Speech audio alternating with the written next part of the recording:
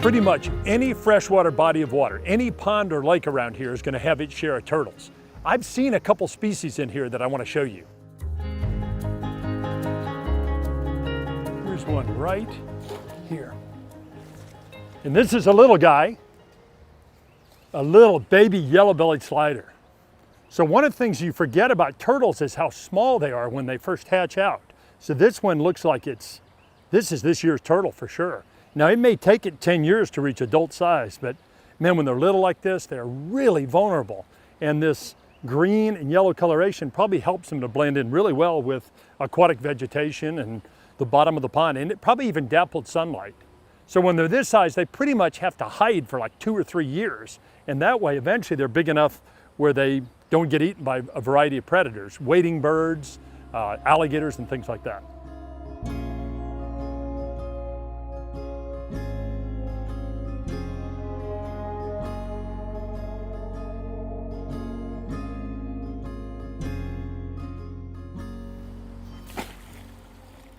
Okay, I got one. Wow, this is a big adult. This is what I was after. Not a yellow-bellied slider, a red-eared slider. Now, red-eared sliders, of course, have that big blotch on the side of the head, and that's what makes them different. It's actually a different subspecies of the yellow-bellied slider. That's Trichomys scripta scripta. This is Trichomys scripta elegans, so different subspecies. This looks like a big female. Males don't get nearly this big. Now, let me tell you what's interesting about this turtle. This is not native to the low country of South Carolina. It's native to just the very edge of the Southeast and then in the Midwest.